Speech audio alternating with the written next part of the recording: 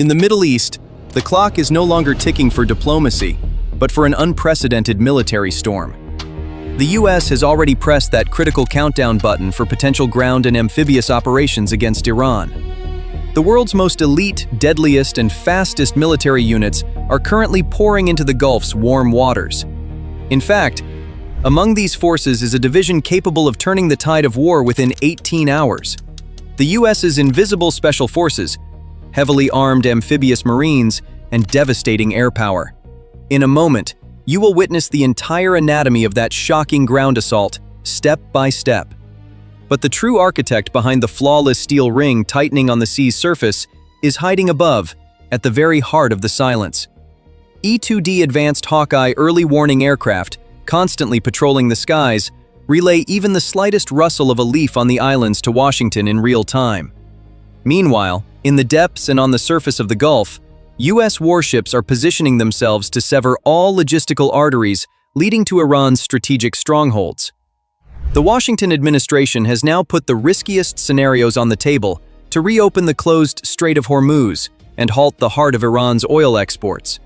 The most notable special military unit in this potential plan is the 82nd Airborne Division.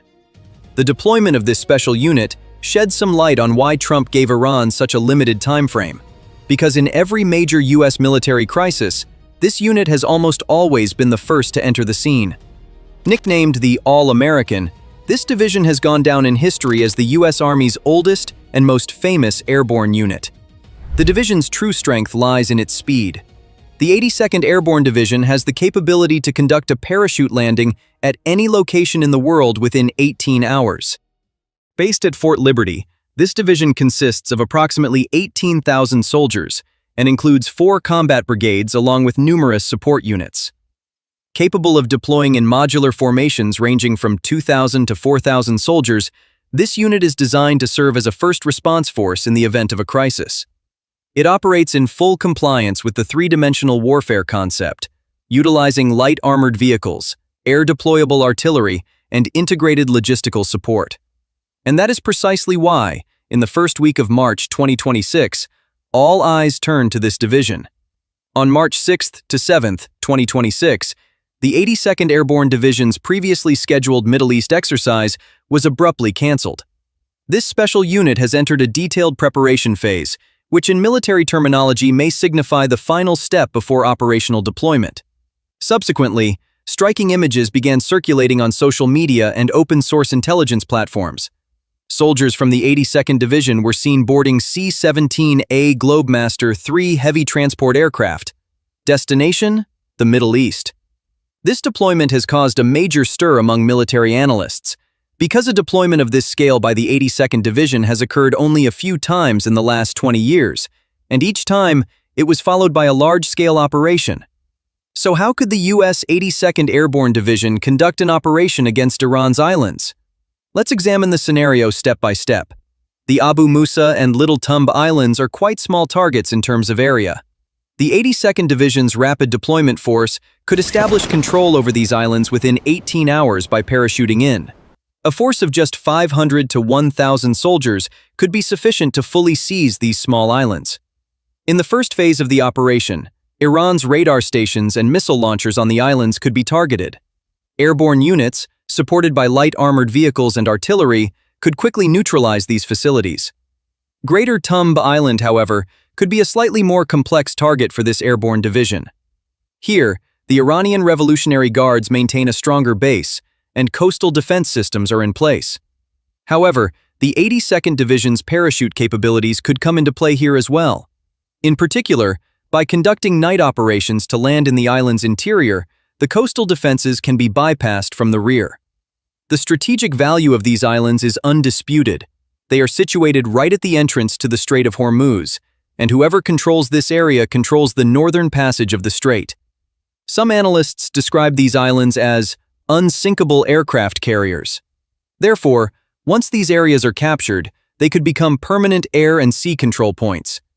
Kharg Island, however, could present an entirely different scenario for the 82nd Airborne Division. This island, through which 90% of Iran's oil exports pass, is the most critical target of the entire operation. This division could assume a supporting role here. They could provide support to Marines to secure the oil terminal and electrical infrastructure. In particular, the desalination plants on the island, the infrastructure that converts seawater into drinking water, are critical to the operation's sustainability. The integrity of these facilities is vital for both the island's residents and the deployed troops. Looking at this unit's history makes it clearer why it plays such a critical role. Established in 1917, the division takes its name from soldiers hailing from all 48 U.S. states. The AA letters on its shoulder patches stand for All American. During World War II, the 82nd Division made history by capturing Sainte-Mère-Église during the Normandy landings. They also served at the center of the heaviest fighting in Iraq and Afghanistan for 2 decades. Known by the slogan, America's Honor Guard, this division continues the tradition of being the unit that steps up in every critical moment. In short, the 82nd Airborne Division is a prime candidate to serve as the cornerstone of a potential operation in Iran. Speed, flexibility, and airborne capabilities position this unit at the center of the first wave of an attack on the Iranian islands. However, this division will not be alone on the battlefield in potential amphibious and ground operations. Because while the 82nd Division lands from the air, the force arriving by sea could be just as devastating. The 31st Marine Expeditionary Unit consists of approximately 2,200 to 2,500 Marines and operates alongside the amphibious assault ship USS Tripoli. This unit was deployed to the Middle East on March 14, 2026, following an urgent deployment order from the Indo-Pacific. Equipped with MV-22 Osprey tilt-rotor aircraft, AH-1Z Viper attack helicopters, and LCAC hovercrafts, this force specializes in island seizure operations. Their estimated arrival is by the end of March, which is a critically important timeline for the operation. The 31st MEU's primary target may be Kharg Island. An amphibious landing from the sea could allow for the capture of the oil terminal and the airport. It appears feasible for a force of approximately 5,000 troops to capture this island. However, experts warn that the holding phase will be much more challenging. Kharg's oil terminal, with its daily export capacity of millions of barrels, is the lifeblood of the Iranian economy. Capturing this terminal could cut off the Iranian regime's revenue stream in one fell swoop and create immense leverage at the negotiating table. At the same time, the 11th Marine Expeditionary Unit also set sail from California. This second unit, operating alongside the amphibious assault ship USS Boxer, is transporting an additional 2,500 Marines to the region. The simultaneous presence of these two units in the Middle East significantly boosts U.S. amphibious landing capabilities. The 11th Marine Division could undertake a support landing mission on the Tunbs Islands or the coast of Keshem.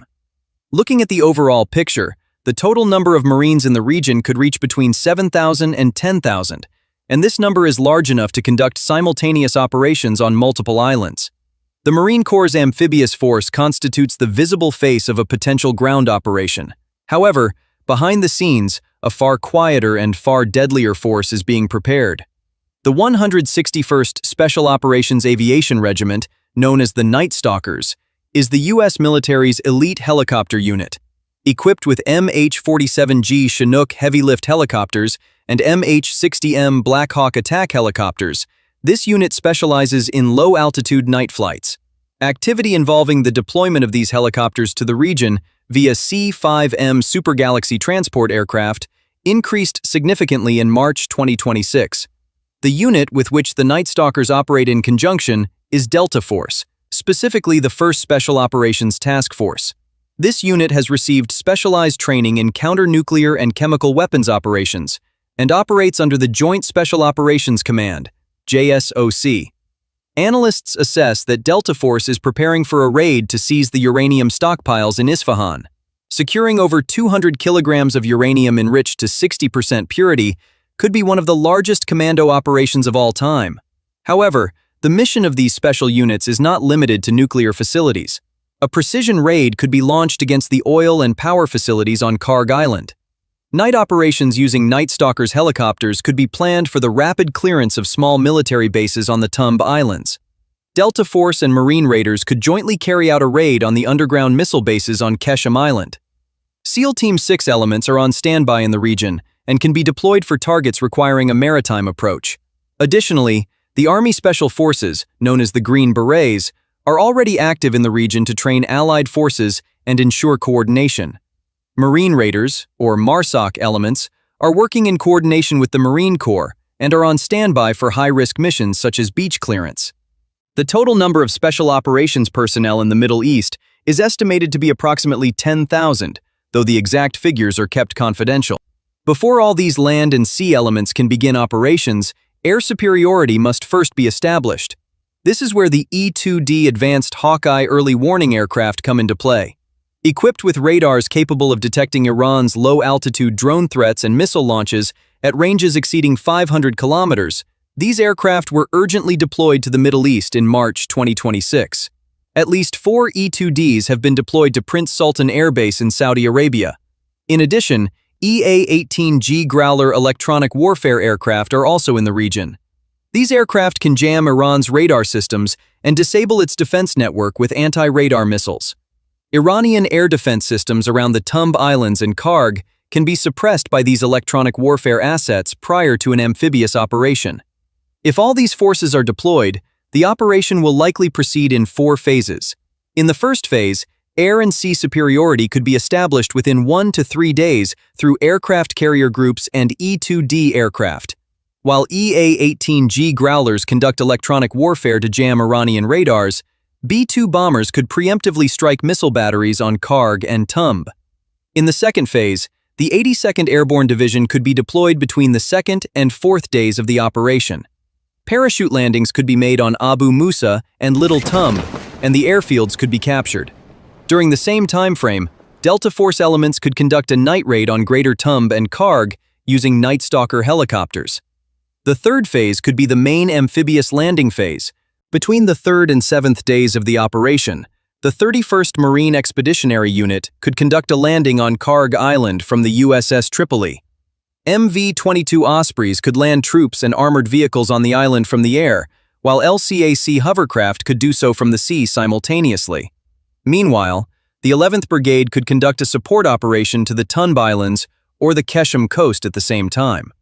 In the 4th and final phase, the consolidation of captured areas and the establishment of a defensive line can be planned. While Marine Raiders conduct coastal clearance operations, permanent defensive positions can be established on Kharg with a force of approximately 5,000 troops. However, experts are issuing serious warnings that the process beyond this point could become far more dangerous. Because Iran is not without options against this potential operation, on the contrary, it possesses one of the most comprehensive asymmetric warfare capabilities in the region. Iran's ballistic missile inventory exceeds 2,000. Systems such as the Sejil, Shahab-3, and Fateh 110 can directly target U.S. forces around Kharg and Tunbs.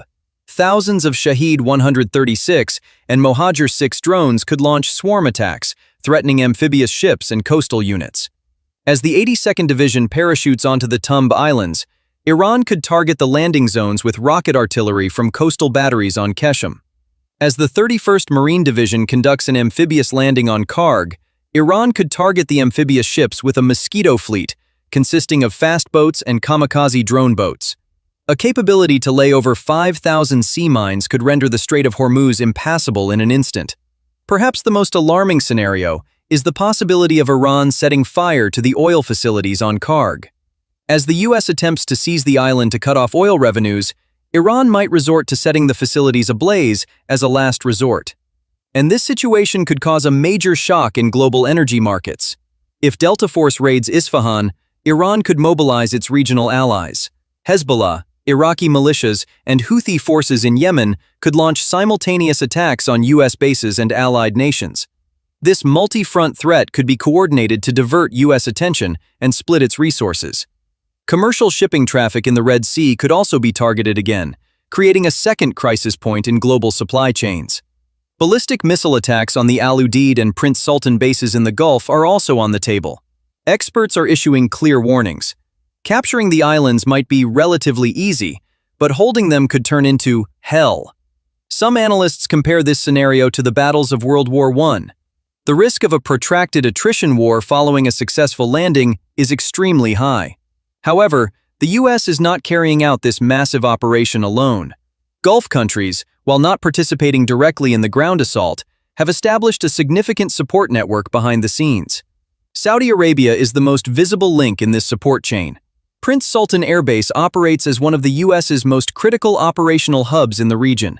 Patriot and THAAD air defense systems are stationed at this base and form the first line of defense against Iran's ballistic missile attacks. In March 2026, Saudi Arabia took another step forward and opened King Fahd Air Base in Taif for US use. This provides additional operational capacity in a location farther from Iranian threats, serving as an alternative to Prince Sultan Air Base. Crown Prince Mohammed bin Salman sent an indirect message to Iran by releasing a video of a military display on March 19th. This video, featuring F-15, Typhoon, and Tornado aircraft, demonstrates Saudi Arabia's resolve in defense. The United Arab Emirates, however, may be the country most affected by Iranian attacks. Al Dhafra Air Base is one of the main operational hubs for the US F-22 Raptor, AWACS, and surveillance drones. Iran's attacks, carried out with over 165 ballistic missiles and more than 541 drones, were largely thwarted in this region. The UAE signed a new $8.4 billion arms deal with the US in March 2026. This agreement covers drones, missiles, radar systems, and F-16 fighter jets. Anwar Gargash explicitly stated on March 17th that they could participate in a US-led operation to protect the Strait of Hormuz. The UAE also announced official contingency plans, indicating the war could last up to 9 months. Production of air defense systems such as the Vortex-E, Skynight, and Aldera, developed by the local defense industry company Edge Group, has been accelerated. Bahrain supported the Hormuz Security Declaration signed by 22 countries in March 2026. The Al Udeid Air Base in Qatar serves as CENTCOM's regional headquarters, with approximately 10,000 US troops stationed there. Although Iranian attacks have targeted this base, Qatar has not restricted access to the base and has continued to provide logistical support. Logistical support is also continuing via Camp Arifjan in Kuwait. Oman, meanwhile, is adopting a more neutral stance but supports the Hormuz Declaration. All these countries share the same concern, that Iran's retaliatory attacks might reach their own territories. The cost of the war has already reached billions of dollars. Air defense missile stocks are rapidly depleting, and the resupply process takes time. In particular, the UAE's investments in its domestic